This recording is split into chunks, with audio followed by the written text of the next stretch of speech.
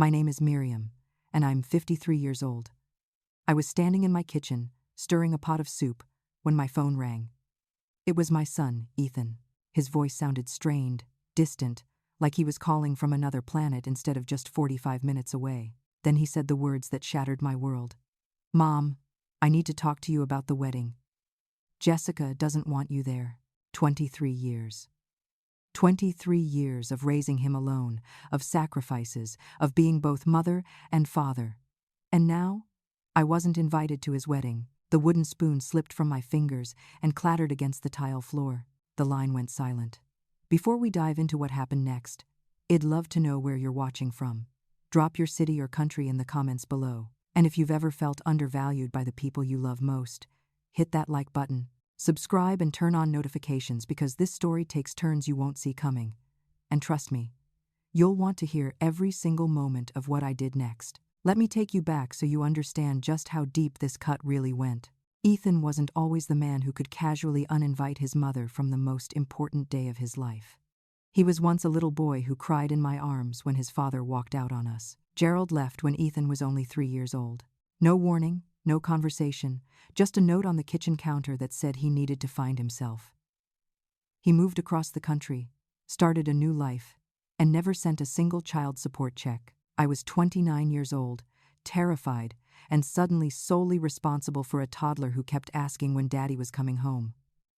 I worked 2 jobs to keep us afloat. During the day, I taught 2nd grade at Riverside Elementary. The pay wasn't much, but it came with health insurance, and that mattered more than anything.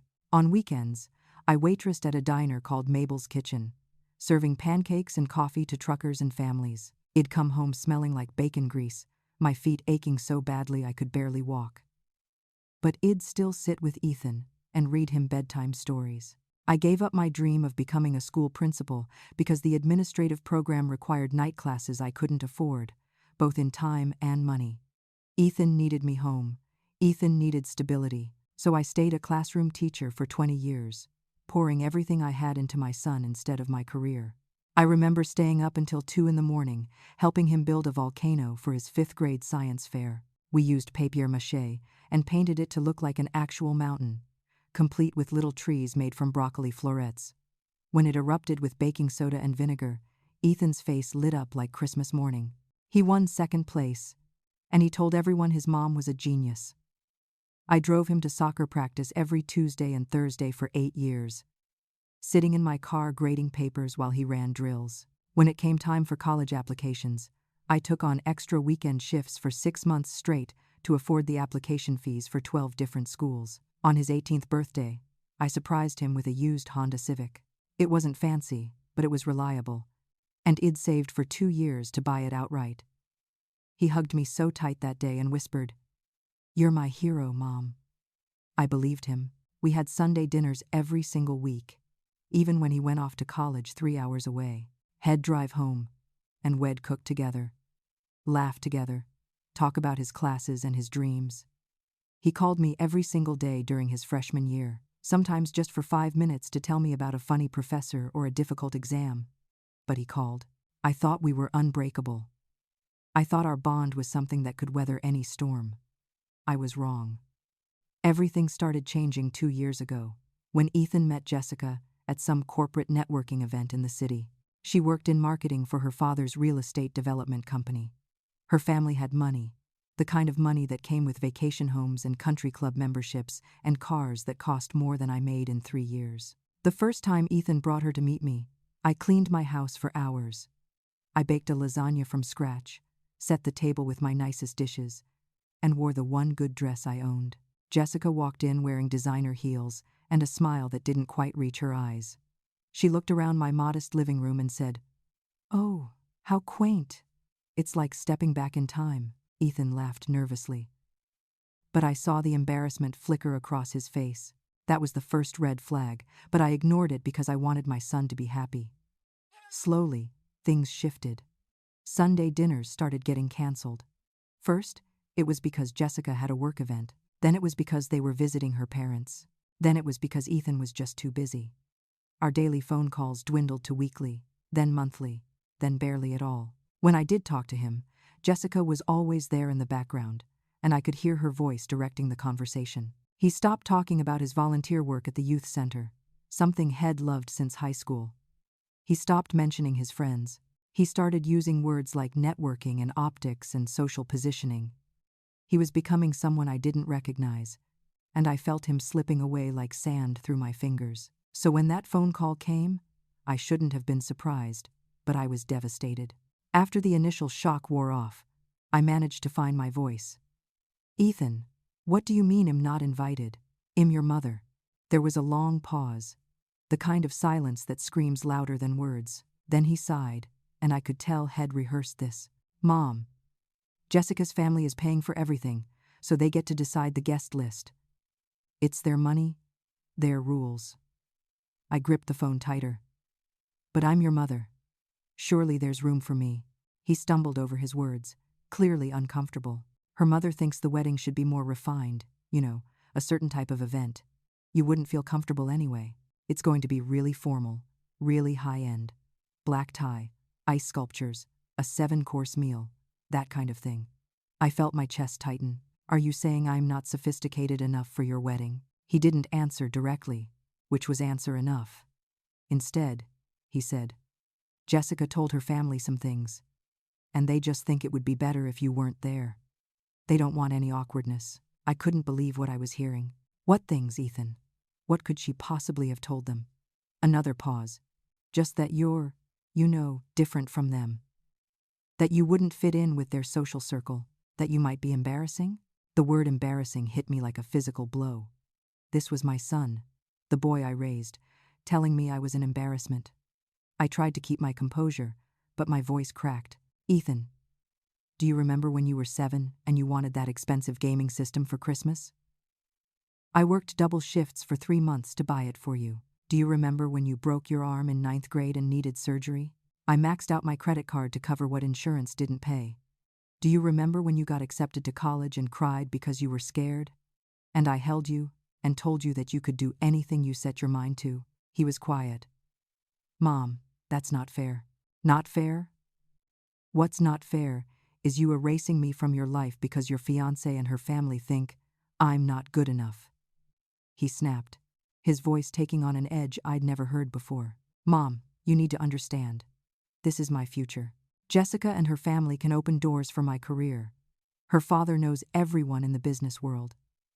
I need to make a good impression. I need you to step aside and let me build the life I deserve. The life he deserves." As if the life I gave him wasn't enough. As if 23 years of love and sacrifice were just stepping stones to be discarded once he reached higher ground. I wanted to scream. I wanted to remind him of every sacrifice, every sleepless night, every moment I chose him over myself. But I couldn't speak. My throat had closed up, and tears were streaming down my face. "I have to go, Mom. We're having dinner with Jessica's parents tonight." He said it so casually, like he hadn't just ripped my heart out. And then, for the first time in 23 years, he hung up without saying, "I love you." I stood there in my kitchen holding the phone, staring at the soup that was now boiling over on the stove, and I felt completely alone. I sat down at the kitchen table and just stared at the wall for what must have been 2 hours. The soup burned. The smoke detector went off. I didn't move. Memories flooded my mind like a movie I couldn't pause. I saw Ethan's first day of kindergarten, how he clung to my leg and begged me not to leave him. I saw his middle school graduation, how he searched the crowd until he found my face and smiled. I saw him learning to drive, gripping the steering wheel so tight his knuckles were white, and me sitting in the passenger seat telling him he was doing great even though I was terrified. I saw 1,000 moments that made up our relationship, and now they felt meaningless. I cried alone in my kitchen until I had no tears left. And even then, the pain didn't stop. 2 days passed, and I hadn't heard anything from Ethan. I kept checking my phone, hoping for a text, an apology, something. What I got instead was a message from Jessica. She'd never texted me before. We'd only spoken once, briefly, at a strained lunch 6 months ago where she spent the entire time on her phone. Seeing her name pop up on my screen filled me with dread. I opened the message, and what I read made my blood run cold. "Miriam, I think it's best we're honest with each other. Ethan and I are building a life that requires a certain image. Your presence at our wedding would raise questions among our guests that we'd rather not answer. Please understand this isn't personal. It's just business and social positioning. We have investors, clients, and family friends attending who are important to our future. We need everything to be perfect, and frankly, having you there complicates that. I hope you can see reason. I read it 3 times, each time feeling sicker, but she wasn't done. Another message came through. Ethan agrees with me completely. Hes just too kind to say it himself. He feels guilty, but he knows this is the right decision. Then another message. Perhaps you could watch the ceremony via live stream from home. We're having it professionally recorded. I'm sure you'll understand that's all you really need. And finally, the last message. The one that made me want to throw my phone across the room. Well, send you photos afterward. I'm sure they'll be lovely. You can print them and put them on your mantle. That way, you'll still feel included. Feel included? She wanted me to watch my son's wedding on a screen like some distant acquaintance, then display photos of an event I was deliberately excluded from? The cruelty was breathtaking. The calculation behind every word was obvious. This wasn't just about the wedding. This was about erasing me from Ethan's life entirely, and she was doing it systematically, methodically, like a business transaction. I immediately tried calling Ethan. It rang 4 times and went to voicemail. I called again. Voicemail. I called a 3rd time, and finally, he sent a text. Mom, please respect our decision. I'll talk to you after the honeymoon. After the honeymoon. He was asking me to wait weeks, maybe months, while he enjoyed his new life without me. The week that followed was the darkest of my life. I couldn't eat. Food tasted like cardboard. I couldn't sleep. Every time I closed my eyes, I saw Ethan as a little boy. And then I heard Jessica's cold, clinical voice explaining why I wasn't good enough. I lost 7 pounds in 6 days. My friend Ruth, who's known me for 20 years, came by when I didn't answer her calls. She took one look at me and pulled me into a hug. Ruth is 60 years old, a retired nurse with a no-nonsense attitude and a heart of gold. What happened? She asked. I told her everything. Ruth was furious. You don't deserve this, Miriam. That boy has forgotten where he came from. That girl has poisoned him. I tried to defend Ethan at first. Old habits die hard. Hes just trying to build his future, Ruth. Maybe I am holding him back. Ruth grabbed my shoulders and looked me dead in the eyes. Listen to me. You gave that boy everything. You are not holding him back. Hes choosing people who love what he can become over the person who loved who he was. That's on him, not you. But Ruth's words, as comforting as they were, couldn't fill the void. One night, unable to sleep, I did something I rarely do. I looked at Ethan's social media. I don't use those platforms much, just have accounts to stay vaguely connected. What I saw broke me all over again. Photo after photo of Ethan with Jessica's family. Expensive restaurants with chandeliers and waiters in tuxedos. A yacht party where everyone was dressed in white linen and holding champagne glasses. A ski trip to some exclusive resort in Colorado. And the captions. So grateful for my new family. New family.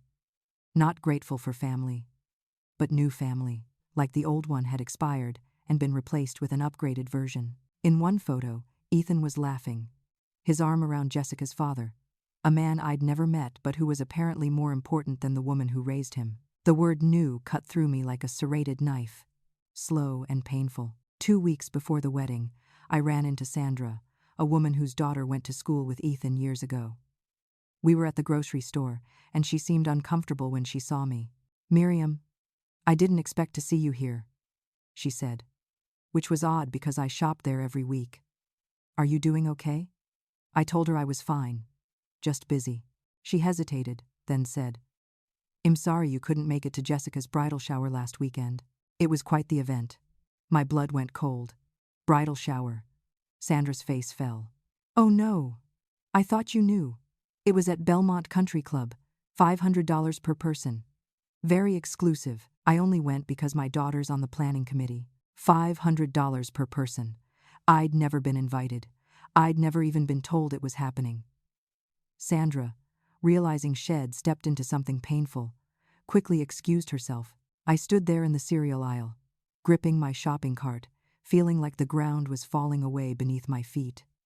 When I got home, I did something I'm not proud of. I called the country club, pretending to be a guest, trying to confirm details. The receptionist was happy to help. She confirmed the bridal shower had been 2 days ago, Saturday afternoon. Then she said something that made my stomach drop. Yes, Mr. Gerald Hayes was on the guest list. Such a distinguished gentleman. Gerald, Ethan's father, the man who abandoned us, had been invited to Jessica's bridal shower. I hung up and immediately called Ruth. My hands were shaking so badly I could barely dial. Ruth came over within an hour, and I told her what I'd learned.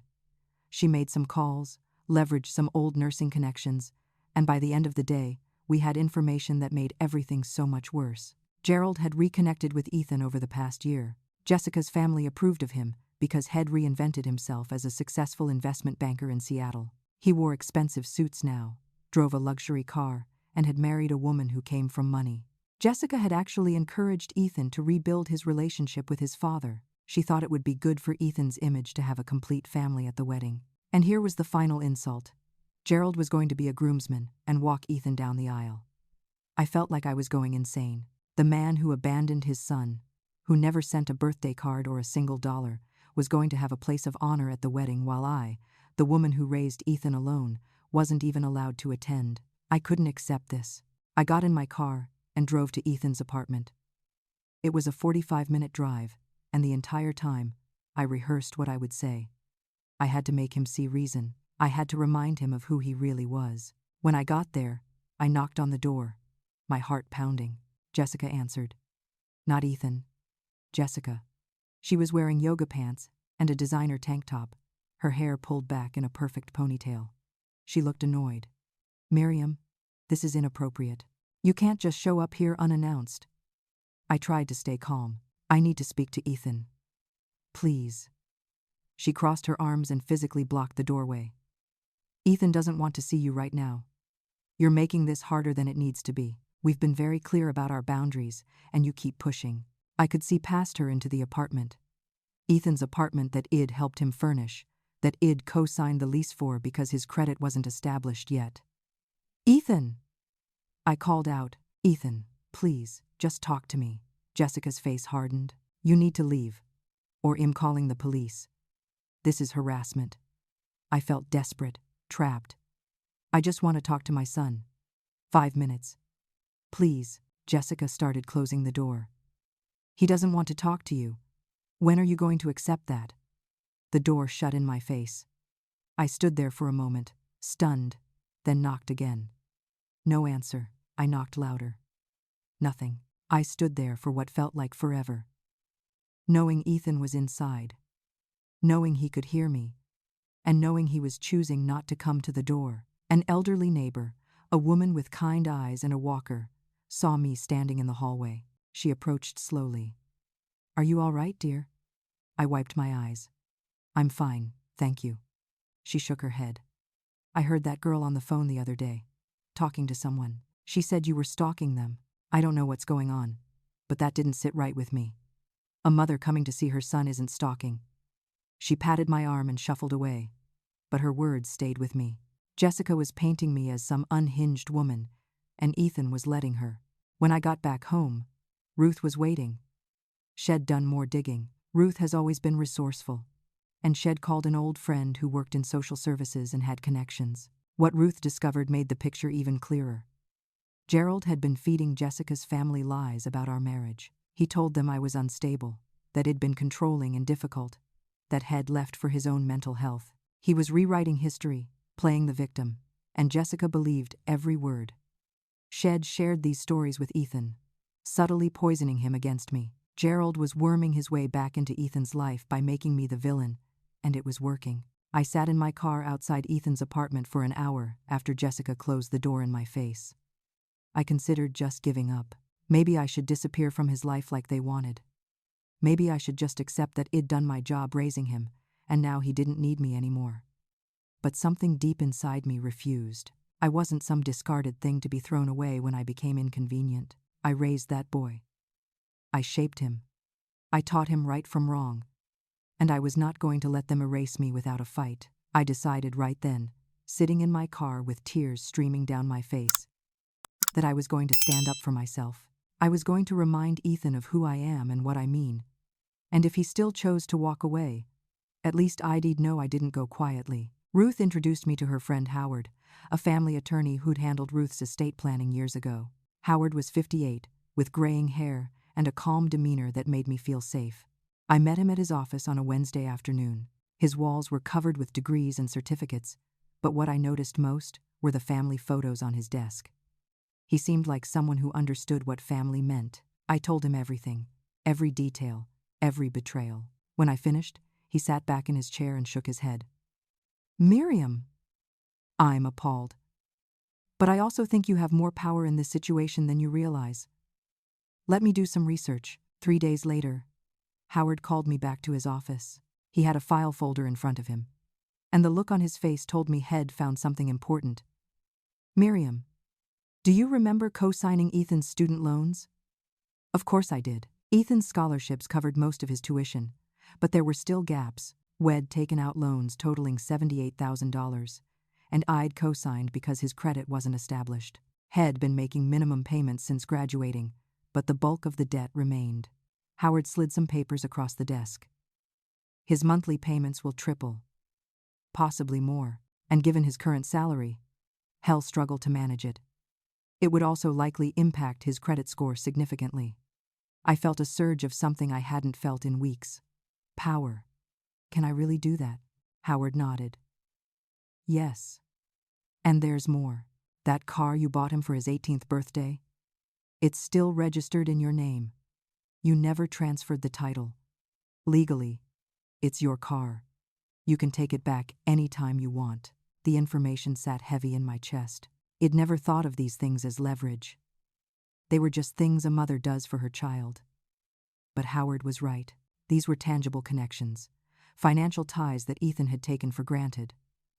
Howard leaned forward. I also did some digging into Jessica's family. Her father's real estate empire? It's mostly smoke and mirrors. Has filed for bankruptcy twice.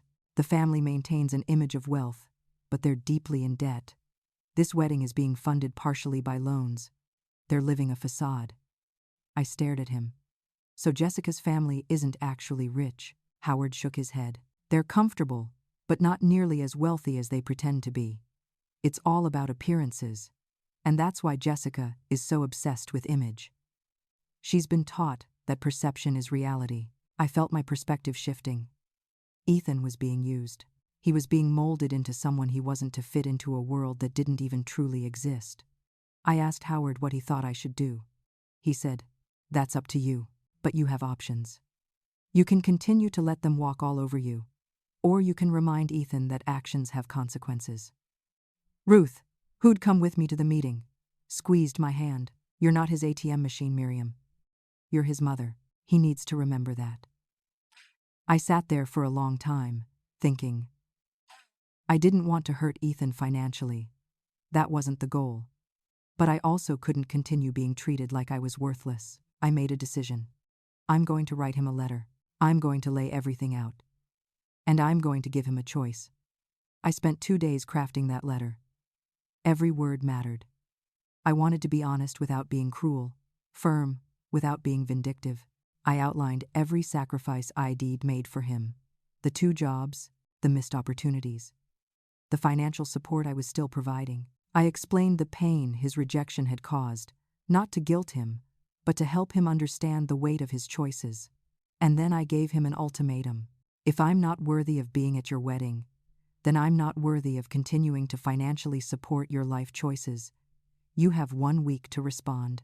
If I don't hear from you, I will remove myself as co-signer from your loans, and I will reclaim the car that is legally mine.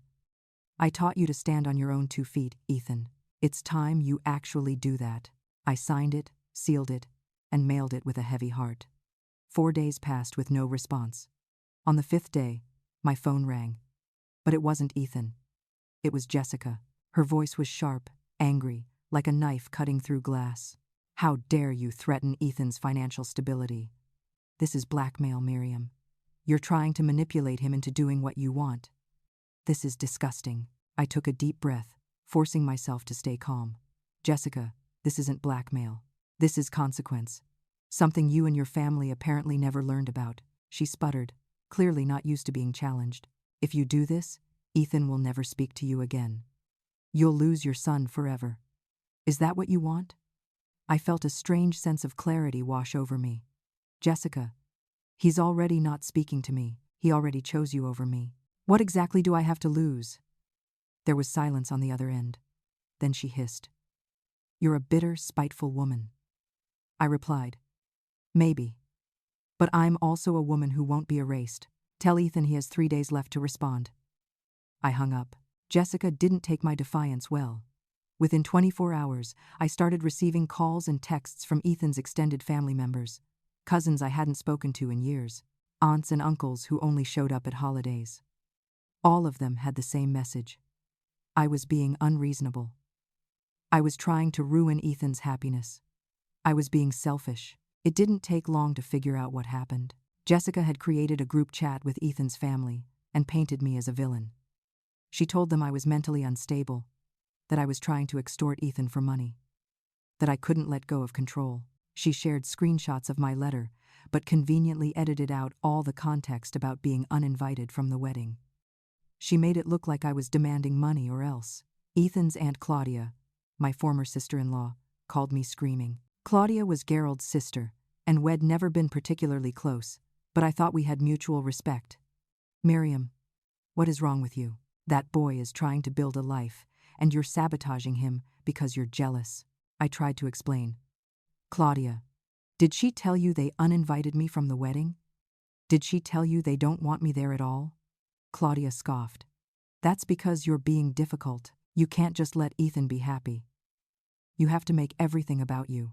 No matter what I said, she wouldn't listen. She ended the call by telling me I should be ashamed of myself. Other family members sent text messages. Some were harsh, calling me names. Others were condescending, telling me to let go and move on. Even people Wad benefited from my generosity over the years. People Eid helped when they were struggling, turned against me. It felt like being attacked from all sides. I was completely isolated. The only people who stood by me were Ruth and Howard. Ruth came over every day to check on me. She brought food because I wasn't eating. She sat with me when the panic attacks hit, when I felt like I couldn't breathe. I started questioning everything. Maybe I was the problem. Maybe I was being selfish. Maybe I should just disappear from Ethan's life and let him be happy without me. One night, I broke down completely. I called Ruth sobbing, barely able to speak. Maybe they're right. Maybe I'm not good enough for his new life. Maybe I'm holding him back. Ruth drove over immediately. Even though it was past 10 o'clock, she sat me down on my couch and held my hands. Listen to me very carefully, Miriam. You are not the problem. You are being gaslit and manipulated by a girl who sees people as tools to be used. You are not holding Ethan back. He's losing himself, and someone needs to remind him of that. Then Ruth told me something I didn't know. I did some research on Jessica. This isn't the first time she's done this. She was engaged before, 3 years ago, to a guy named Marcus. The engagement ended because Jessica's family didn't approve of his background. He came from a working-class family, and they told her he would hurt her image. So she dumped him. Jessica is a professional social climber, Miriam. Ethan is just her current project. The information hit me hard. Ethan wasn't special to Jessica. He was a means to an end. A handsome, educated man she could mold into the perfect accessory for her fabricated lifestyle. The next day, I received a message that changed everything. It was from Connor, Ethan's best friend since childhood. Connor was 26, worked as a graphic designer, and had always been like a second son to me. His message was short but powerful. Mrs.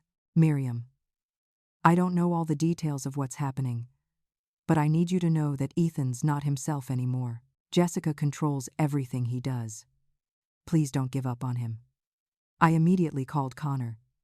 He answered on the first ring. Connor told me things that made my blood boil. He said Ethan had wanted to invite me to the wedding. Connor had been there when Ethan and Jessica argued about it. Ethan had said, "She's my mother. She has to be there.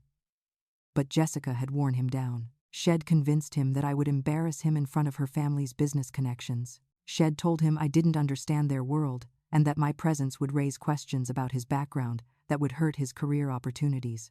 Connor also revealed that he wasn't even in the wedding party anymore. Jessica cut me out. Mrs. Miriam. She said I wasn't polished enough. I've known Ethan since we were 7 years old, and suddenly, I'm not good enough to stand beside him at his wedding. Connor's voice cracked. Hez not the same person. He quit volunteering at the youth center, you know? He loved that place. He spent 5 years mentoring kids, and Jessica told him it was a waste of time that didn't help his networking. He stopped seeing all his old friends, the guys from college, the people from his soccer team, everyone. Jessica doesn't approve of any of them. She's isolated him completely. I felt sick. This wasn't just about me. Jessica was systematically erasing everyone from Ethan's past, anyone who might remind him of who he really was.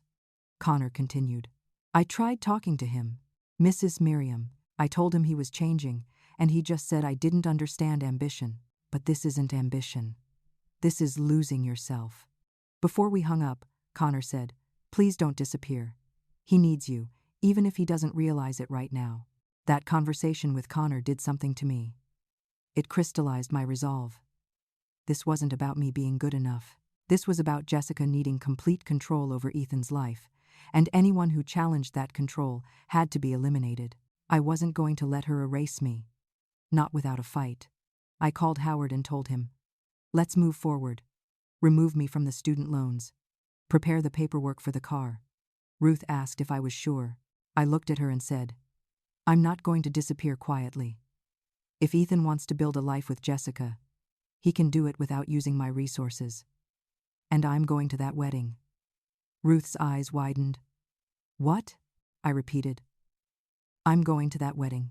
They can try to stop me, but I have every right to see my son get married. They don't get to erase me.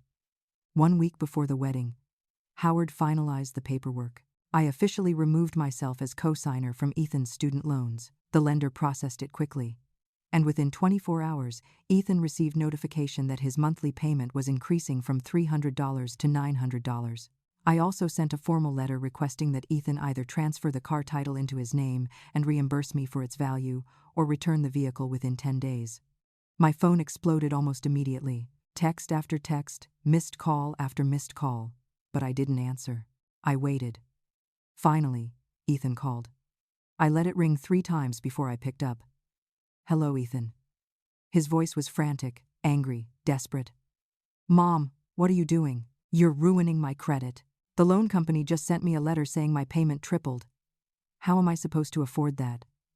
I kept my voice calm, controlled. Hello to you too, son. It's nice to hear from you. He ignored the jab.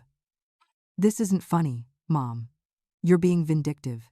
You're trying to punish me. I sat down in my kitchen chair, the same chair where Id received his call uninviting me. Ethan, I'm not punishing you. I'm removing my financial support since I'm apparently not part of your life anymore. You told me to step aside. I'm stepping aside completely, he sputtered. That's not what I meant. I felt a surge of something close to satisfaction. Then what did you mean, Ethan?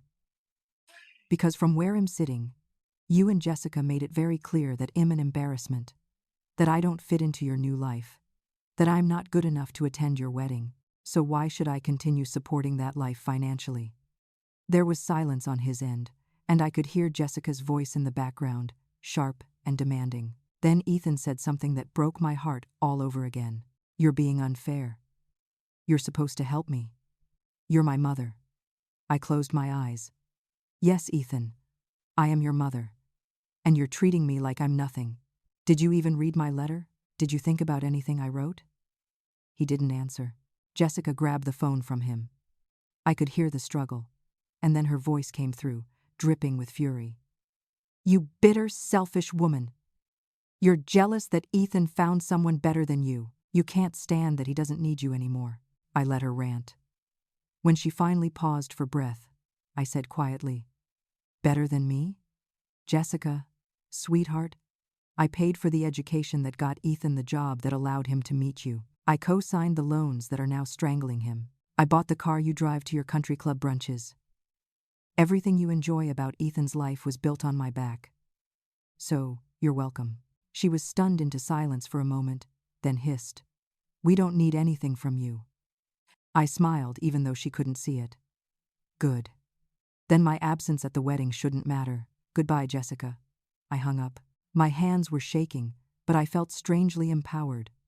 For the first time in weeks, Id stood my ground. An hour later, my phone rang again. "Jessica." I didn't answer. She called twice more, then sent a text. "We need to talk." I waited an hour before I called back. When she answered, her tone had changed. It wasn't friendly, but it was less hostile, calculated. "Miriam, let's be reasonable here. What do you want?" I knew this was coming. Without my financial support, their perfect life was crumbling. "What do I want? I want an apology. From both of you. In person. And I want my invitation to the wedding restored, not as a charity case, not hidden in the back, as Ethan's mother." Jessica laughed, but it was hollow. "That's not going to happen. But I'll make you a deal. You can come to the ceremony. You sit in the back. You're not in any photos. And you leave before the reception. That's my final offer." I felt anger rise in my chest. "No, Jessica. Here's my offer. I want a seat in the third row, where mothers traditionally sit. I want to be acknowledged as Ethan's mother. I want a full apology for how I've been treated. And then, I'll consider restoring the co-signature and returning the car." She was quiet for a long moment. Then she said, "You're delusional. That's never going to happen," I replied calmly. "Then I guess Ethan better start looking into public transportation and figuring out how to manage $900 monthly payments. Good luck with that." I hung up again. 3 days passed, radio silence. I knew they were scrambling, trying to figure out how to fix the financial mess without giving in to my demands. During those 3 days, I received a call from Gerald. It was the first time I'd spoken to him in 20 years. His voice was older but still carried that same condescending tone.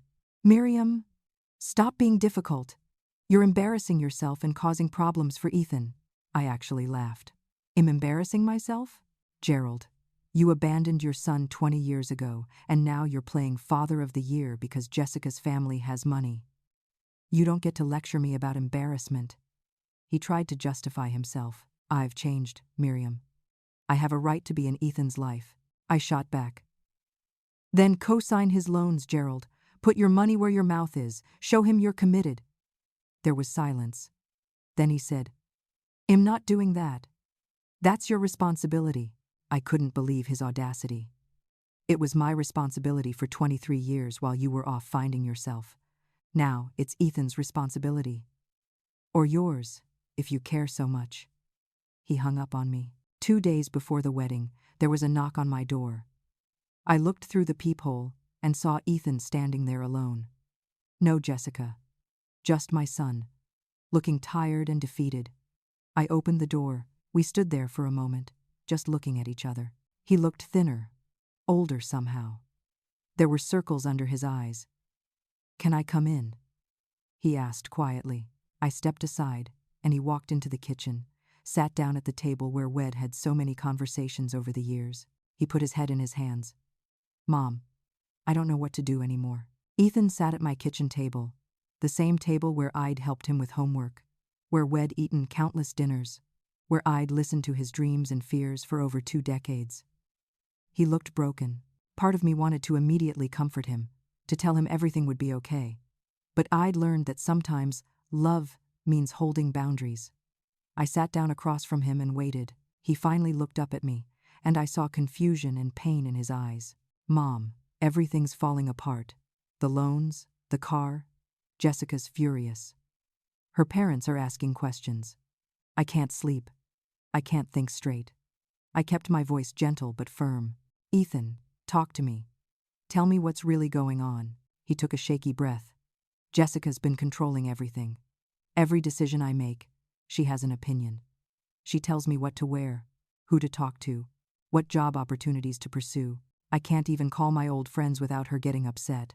Connor tried to reach out last month, and she told me he was jealous of my success and I needed to cut him off. I watched him carefully. And you did, he nodded, shame crossing his face. I did, she made it seem reasonable. She said successful people have to leave their old lives behind. That I couldn't move forward if I kept looking back. I leaned forward. Ethan, do you remember when you were 7 years old and you broke Mrs. Patterson's window playing baseball? He looked confused at the sudden topic change but nodded. You made me apologize to her, face to face.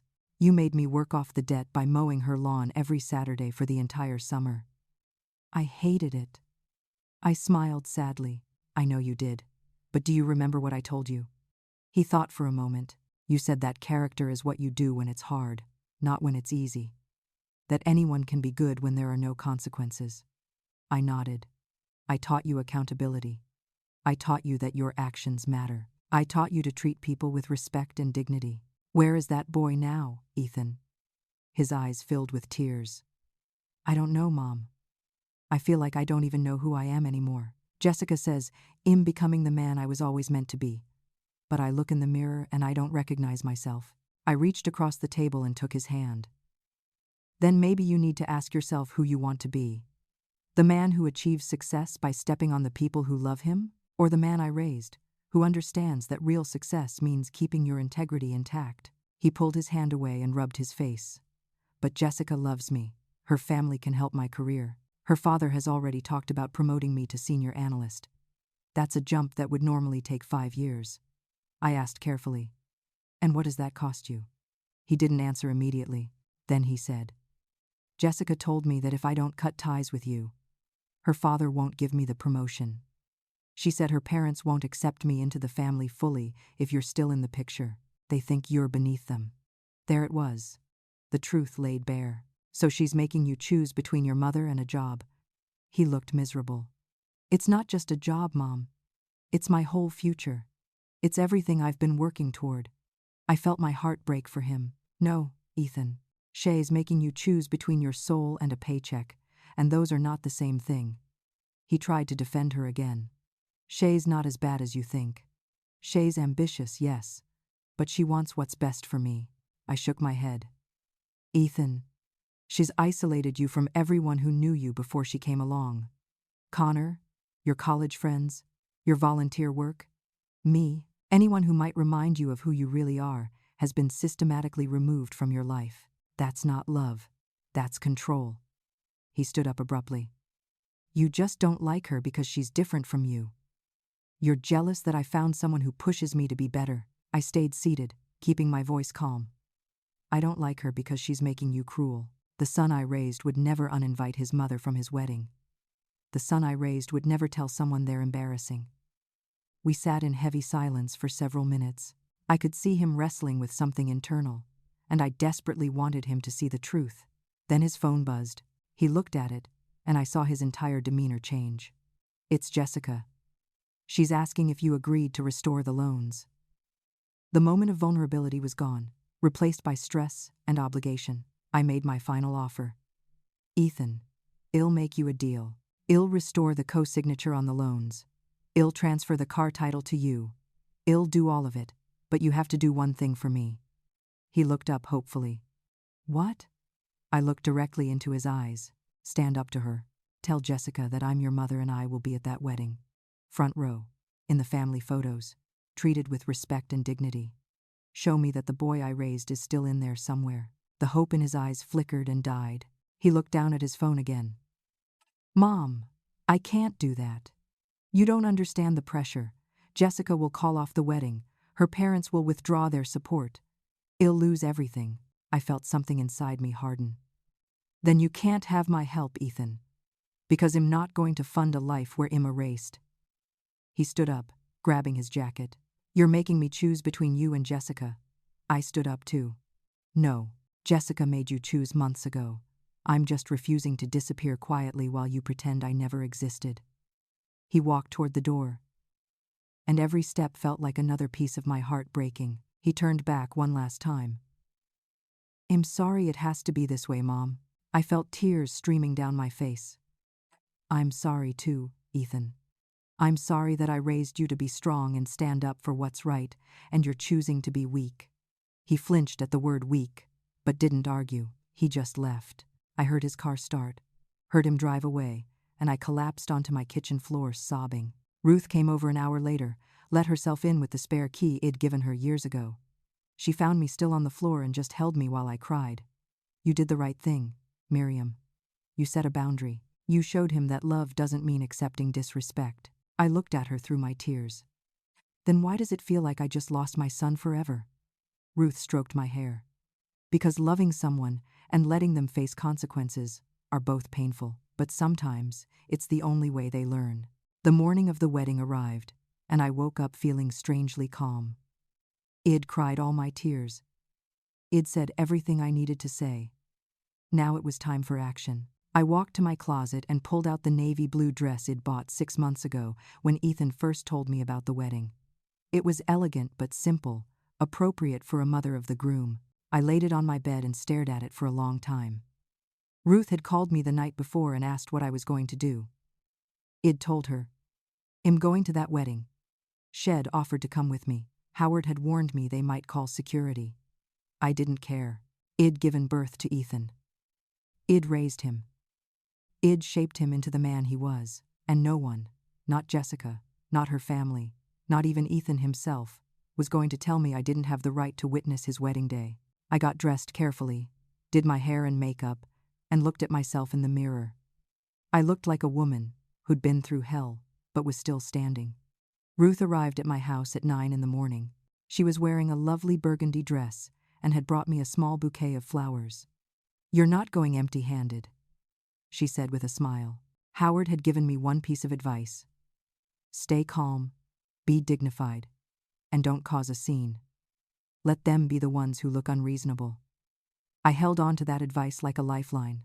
The wedding was at an exclusive estate in the countryside, about an hour's drive away. Ruth drove because my hands were shaking too much. The entire drive, I kept thinking about Ethan as a little boy, his first loose tooth, his first baseball game, the way he used to hold my hand when we crossed the street. We arrived at the venue early, before most of the guests. The estate was beautiful, exactly the kind of place Jessica would choose: manicured gardens, a fountain, white tents set up for the reception.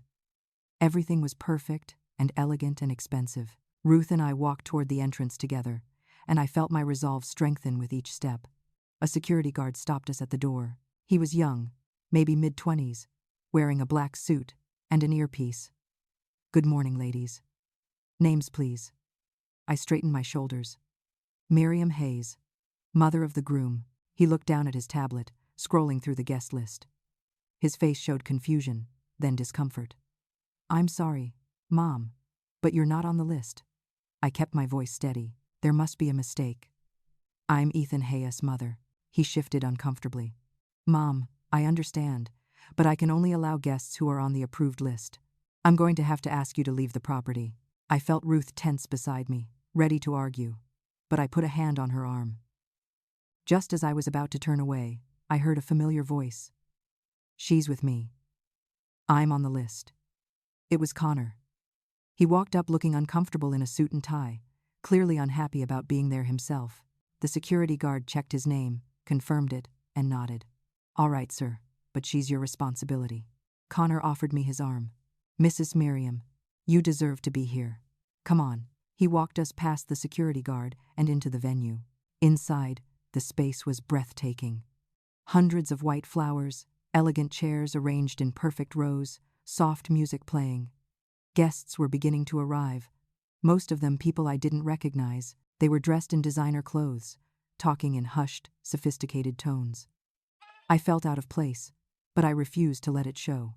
Connor led Ruth and me to seats in the middle section, not the front row where family traditionally sat, but not the back either. A compromise. "Thank you, Connor," I whispered. He squeezed my hand. "You raised a good man. Mrs. Miriam has just lost right now. Maybe seeing you here will remind him." Connor left to find his own seat, and Ruth and I sat down. I watched as more guests arrived.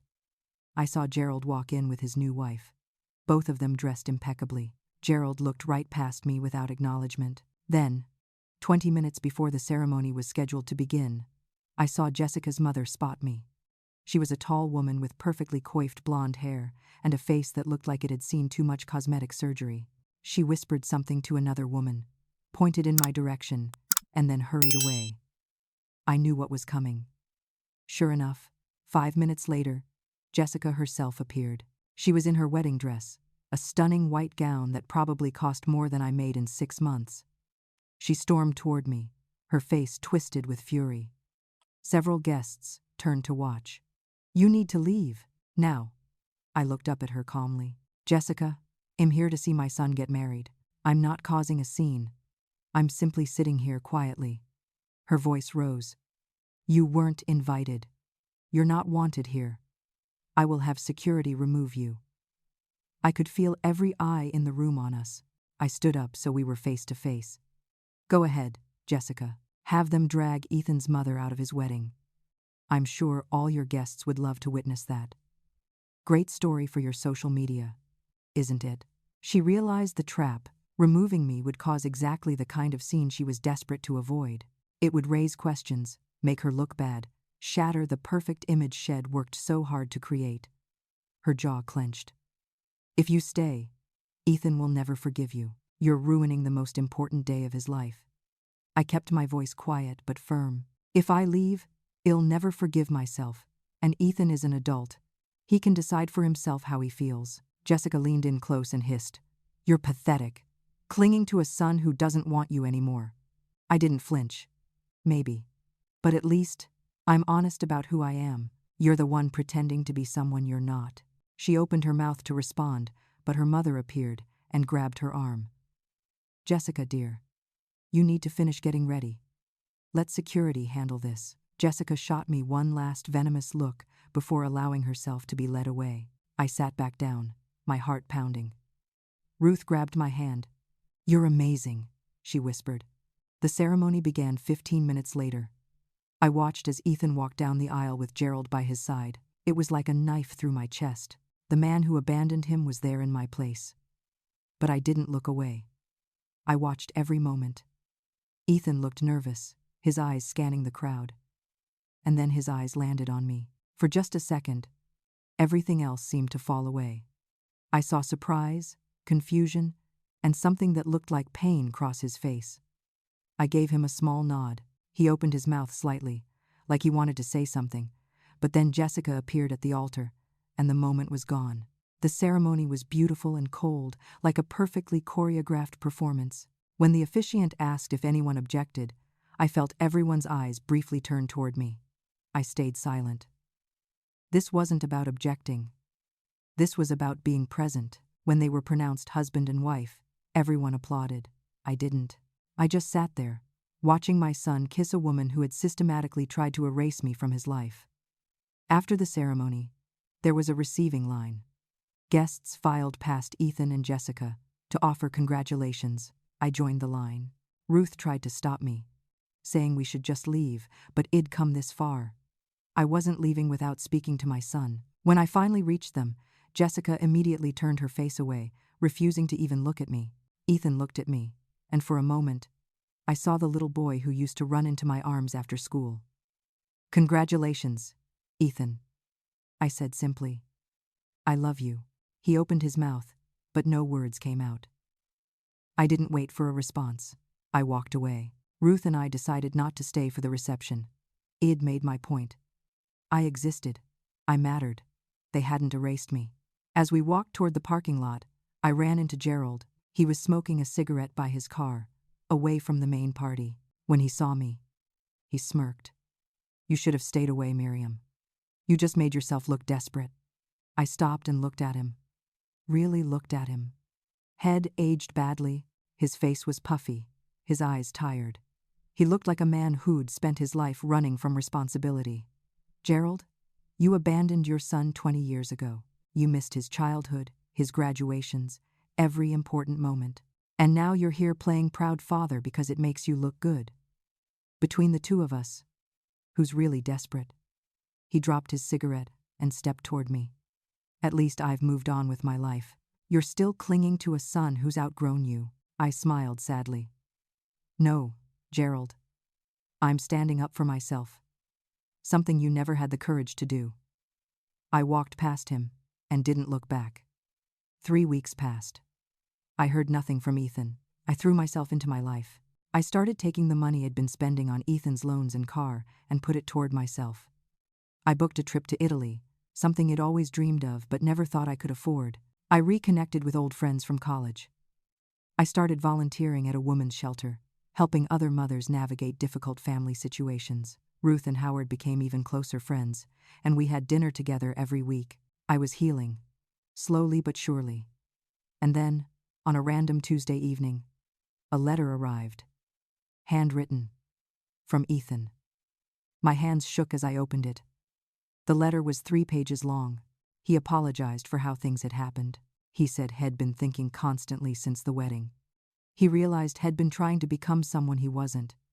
He admitted that seeing me at the wedding had shaken him. It reminded him of who he used to be, of the values I'd taught him. But, he wrote, he needed time. He was asking for space to figure things out, to understand himself again. I read the letter 3 times. It wasn't a full reconciliation. It wasn't everything I wanted to hear. But it was a start. It was acknowledgement that he knew something was wrong. I called Ruth and read her the letter.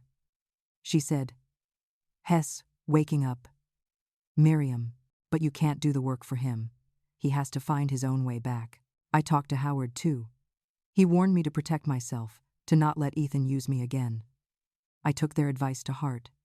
I wrote Ethan back a short letter. I'll always be your mother, Ethan. When you're ready to remember what that means, I'll be here. But I won't accept being treated as disposable. You know where to find me when you're ready to have an honest conversation. I mailed it and tried to let go of the outcome. I focused on myself. I took my trip to Italy and spent 2 weeks wandering through Rome, Florence, and Venice. I ate pasta and gelato without guilt. I stood in museums, staring at centuries-old art, and felt small and insignificant in the best way possible. I realized that my identity couldn't be wrapped up entirely in being Ethan's mother. I was Miriam, a woman with dreams and worth beyond my son. When I came back, I started taking painting classes. I'd always wanted to learn, but there had never been time. Now, I made time. I joined a book club. I started saying yes to invitations I would have previously declined. I was building a life that was mine, not dependent on anyone else's approval. 6 months after the wedding, my phone rang. It was Ethan. He was calling from a hotel room, he told me. He and Jessica were separated. They'd been fighting constantly. Jessica's control had become suffocating, and Ethan had finally started pushing back. When he questioned her decisions, she'd threatened divorce. So he left. He was staying at a hotel, trying to figure out what he wanted. Mom, you were right. About everything. Jessica's not who I thought she was. And I'm not who I wanted to be with her. I listened as he poured out his story. Part of me wanted to immediately jump in and fix everything, to tell him to come home, to offer solutions. But I'd learned something over these months. Ethan, I love you, but you need to find yourself before you can be my son again in the way we both want. He was quiet. Then he asked, What does that mean? I took a breath. It means I'll support you. I'll be here for you. But I won't be taken for granted anymore. I won't be erased when I become inconvenient. You hurt me deeply, Ethan, and while I forgive you, I need to see that you understand why what you did was wrong. I need to know that you've learned and grown. He started to cry. I'm so sorry, Mom. I'm so sorry. I cried too. I know you are. And we'll work through this. But slowly, with honesty, with boundaries. He agreed. He asked if we could start having weekly phone calls, and maybe eventually dinners. I said yes, but on one condition. He needed to go to counseling. Not couples counseling with Jessica, individual counseling to work through his own issues, to understand why he'd allowed himself to be controlled, to rebuild his sense of self. He agreed. The year that followed was hard but healing. Ethan went to counseling religiously. He eventually filed for divorce from Jessica. The process was ugly. Jessica tried to take everything, including things that weren't hers. But Ethan stood firm. He moved into a small apartment, nothing fancy, and started rebuilding his life. He reconnected with Connor and his other old friends. He started volunteering at the youth center again. He called me every Sunday, and we talked for hours. At first, our conversations were stilted, awkward, both of us tiptoeing around the pain. But gradually, we found our rhythm again. It wasn't the same as before. Too much had happened for us to go back to exactly how things were. But it was real. It was honest. It was based on mutual respect rather than obligation. One Sunday, Ethan showed up at my house unannounced. I opened the door to find him standing there with flowers and tears in his eyes. "Mom, I need to say this. I'm sorry. I'm sorry for everything. For betraying you. For choosing wealth and status over love and loyalty. For letting Jessica convince me you were embarrassing when you're actually the strongest person I know. For uninviting you from my wedding. For not standing up for you. For all of it." I pulled him into a hug, and we both cried on my doorstep. "I forgive you, Ethan. But don't forget what you learned. Don't forget what it cost both of us." He nodded. "I won't. I promise." We started having weekly dinners again, just like the old days. Ethan helped me plant a garden in my backyard. We went to a baseball game together. He started telling me about his work, his therapy sessions, his fears and hopes. Gerald disappeared from Ethan's life again once the divorce started, and there was no more image to maintain. True to form, but Ethan didn't seem to care. Head learned who his real family was. One evening, Ethan told me Head started dating someone new. A woman named Rachel who worked as a social worker. She came from a modest background, had student loans like he did, and valued kindness over status. "I want you to meet her, Mom, but only when you're ready. No pressure." I appreciated that he was asking rather than demanding. When I did meet Rachel, I liked her immediately. She was genuine, warm, and she treated Ethan with respect while also calling him out when he was wrong. She was good for him. I learned powerful lessons through this entire ordeal. I learned that loving someone doesn't mean accepting disrespect. I learned that being a mother means teaching your child to be strong, even when that strength is directed at you. I learned that sometimes the greatest gift you can give is to refuse to disappear, to stand firm in your worth, even when everyone around you says you're worthless. I learned that relationships can be rebuilt, but only when both people are willing to do the hard work of honesty and accountability. And I learned that my value isn't determined by whether my son includes me in his life. My value is inherent, unchangeable, mine. Ethan and I are still rebuilding our relationship. It's been 2 years since the wedding now. The process is slow and sometimes painful, but it's real. We've had difficult conversations about what happened. I've shared how deeply he hurt me, and he's listened without making excuses. Has shown me through his actions, not just words, that has changed. He prioritizes our relationship. He asks for my opinion. He includes me in his life. And when Rachel and Ethan got engaged last month, the first person he told was me. He asked if I would help plan the wedding. A small, intimate ceremony with people who actually mattered to both of them. I said yes. Some relationships are worth fighting for, but you have to fight for yourself first. You have to believe that you deserve respect and dignity and love. And sometimes, that means letting someone you love face the consequences of their choices. It means setting boundaries and holding them. It means refusing to be erased. Looking back, attending that wedding was one of the hardest and most important things I've ever done. Not because it fixed everything immediately, but because it was me standing up and saying, "I exist. I matter. You don't get to pretend I don't." And eventually, Ethan heard that message. Eventually, he came back. Not because I begged or pleaded or compromised my dignity, but because I showed him what strength and self-respect look like. And that's a lesson more valuable than any wedding invitation. So, what do you think? Have you ever had to set difficult boundaries with someone you love? Have you ever felt erased or undervalued by family? Drop your thoughts in the comments below. I'd love to hear your stories and how you handled situations like this. If this story resonated with you, please hit that like button and subscribe to the channel so you never miss another story. Share this video with anyone who needs to hear that they deserve respect and that standing up for yourself is never wrong. Thank you for listening to my story. I hope it reminds you that your worth is never determined by how others treat you, but by how you treat yourself. Stay strong, stay kind, and remember that real love never asks you to disappear. Until next time, take care of yourselves.